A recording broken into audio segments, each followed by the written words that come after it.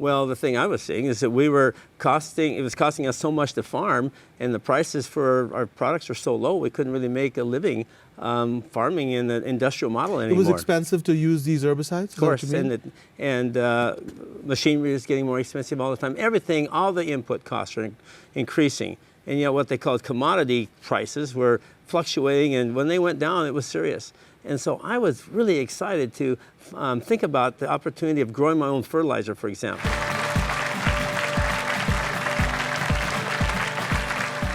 Welcome back. You're watching the Dr. Nandi Show, and today we're talking about Roundup weed killer.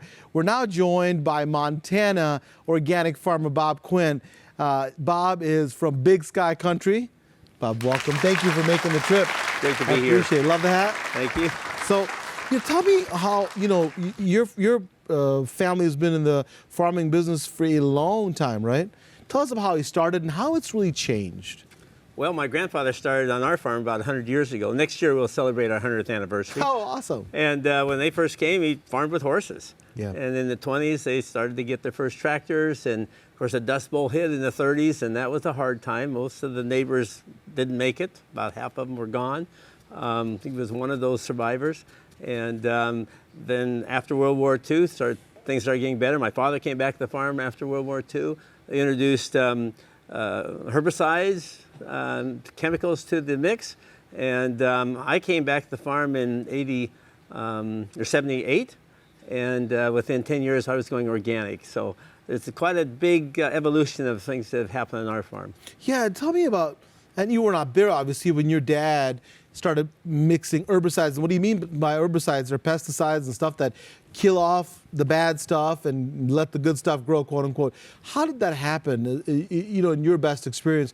Because now we're talking about, obviously, Roundup and the controversies. How'd that change? Because that wasn't always there. Well, no, it was looked at as sort of a miracle drug when 2,4-D first came out. Yes. My father and grandfather both tell me how they had to fight weeds, and of course they were doing monocultures. They were not rotating like we've learned to do with organic systems in the way they've done for tens of thousands of years, but they were doing monocultures and just weed after weed after weed. And when you say monoculture, plant the same thing every year? Yes, yes. Correct. And the whole field is not rotating with anything else. So it was wheat, sometimes barley, but mostly wheat on wheat, and wheat, summer follow wheat, summer follow wheat. In Montana, we don't have enough rain to grow a crop every year. So we have to have a fallow year in between our crop years. And those fallow years would be worked with tractors and cultivating so that nothing grew and just saved the water. And then the crop years, of course, the weeds would come in, and that was when you had a spray that would kill only the weeds and leave the wheat alive. This is great for them. And so here's the thing, it was considered a miracle, and your dad, in his entire career of farming, he used that, right?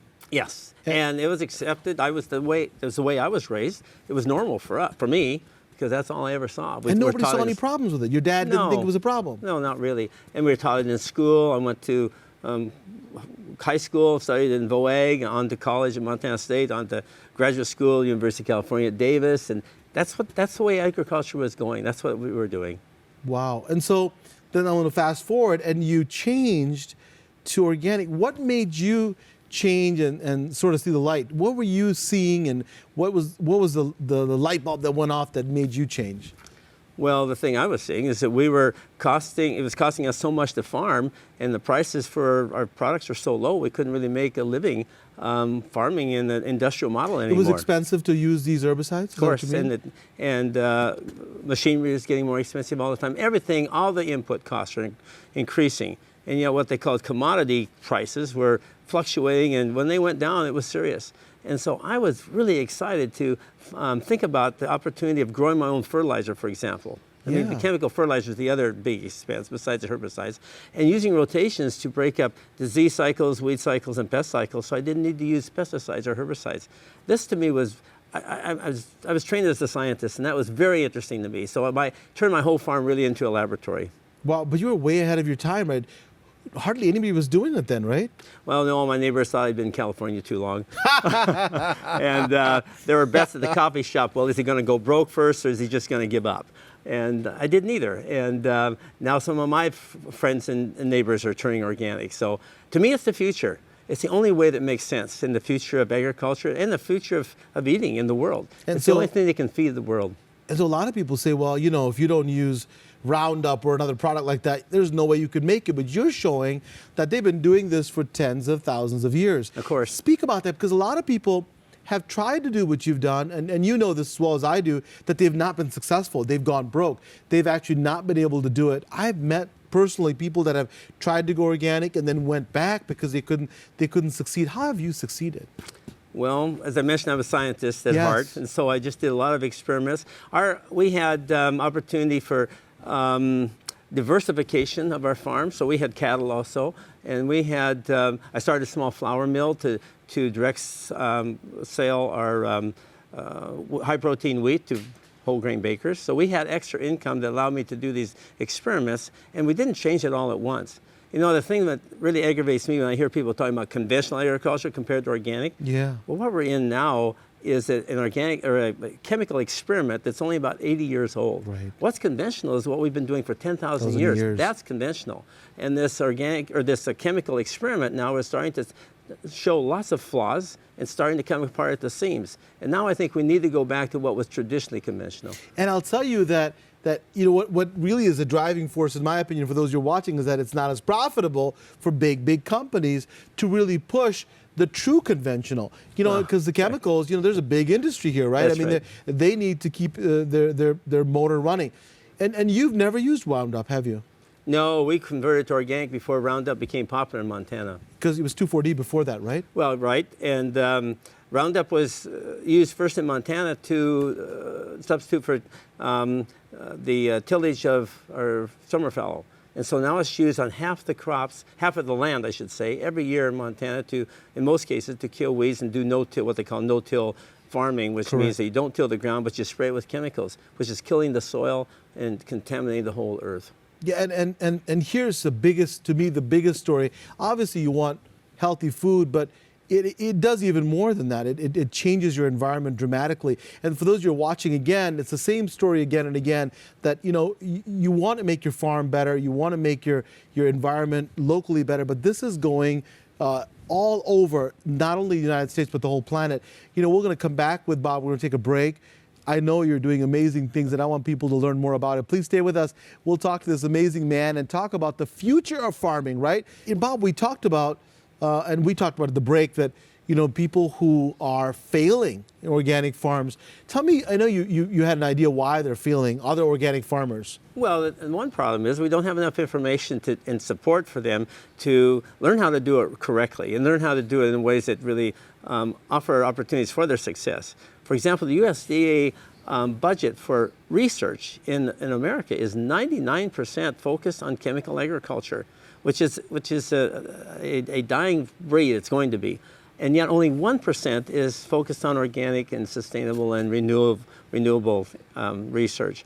And yet in America, 6% now of the sales in the grocery stores is organic. And 1% of the farmers are organic in America, so we're relying on imports. We should be growing ourselves here. And if those farmers were really supported with extension people who could help train them, with research that would solve some of their problems and answer some of their questions, we could see a growth in organic that would keep up with the demand. We're not even keeping up with the demand. The research should be at least 10% organic in America. Yeah, and whenever I go, and a lot of you probably would have the same experience, is that whenever I go to a grocery store, they're out. Whenever you want to look for organic vegetables, they're almost always out of whatever you want from them. So you're absolutely right. If we could increase the research, most folks would know what to do, like you figured out. So that's amazing. Well, what about the future? What you said that this chemical brand of agriculture is going to be a dying. Yeah. Well, no, but it's going to be a dying way. But you think the future is going to be what? I think the future is organic and renewable organic, regenerative organic. That can feed the world. You know, 2/3 of the world now is fed by peasant farmers in their locales or where they are living. That's for the people who are living. 2/3 they're fed. We are feeding less than 1/3 of the world with Western agriculture. And research coming out of Africa and India has demonstrated that if those farmers, those peasant farmers, adopted regenerative organic techniques, they're almost there, but not. Some of them aren't doing soil building the way they might and rotations the way they might. Their increased yields would be 2 or 3 times. That's enough to feed the world. And that's amazing. We don't have to have all this chemical technology.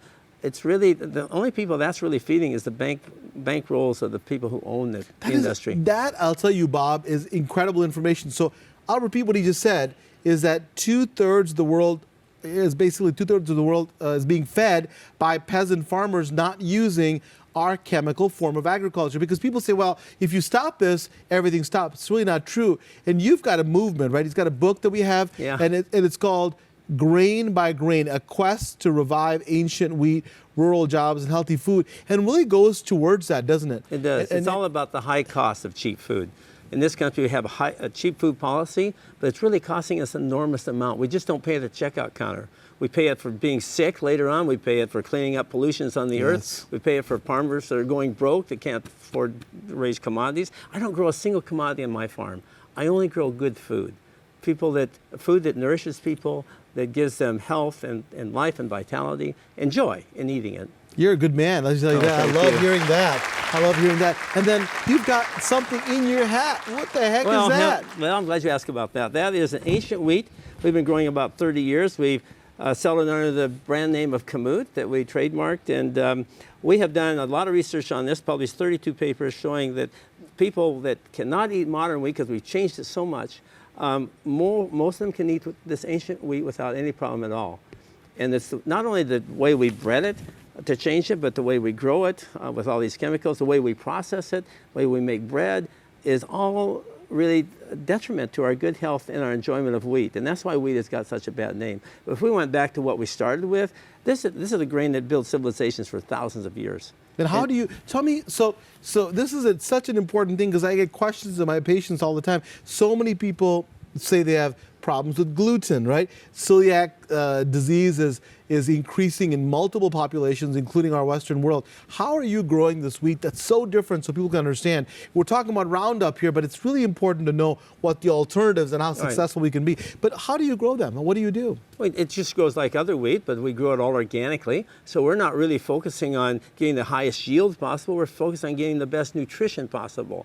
So we really test it to make sure that it's high in protein and high in minerals, and that the land has been cared for so that the crops before it are building the soils and it produces good nutrition.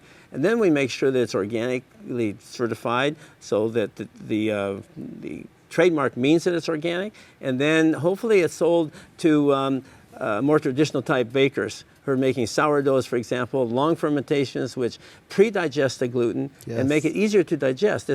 Most of the bakers in America now are using fast-rising yeast that just has enough time to digest the sugar they're adding to the dough. Into the oven it goes. None of the gluten is pre-digested at all. You know, in 48 hours of fermentation, 97% of all the gluten is gone. Bam! You can take that to the bank. I mean, this is what people don't know.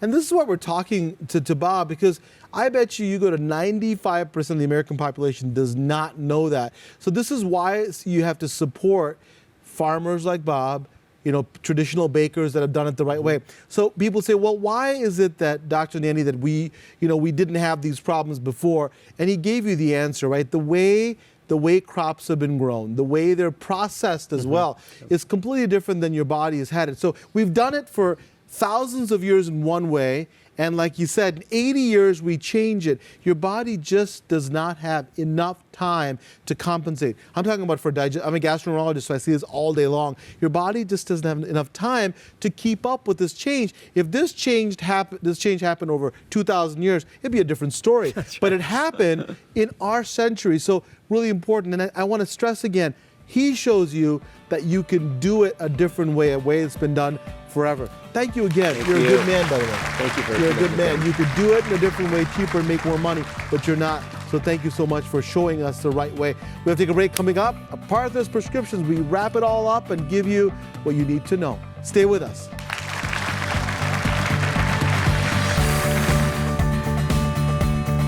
Hi everyone, I'm Dr. Partha Nandi, and if you enjoyed that video, you're going to love the next one. It's full of incredible information to help you start your health hero journey.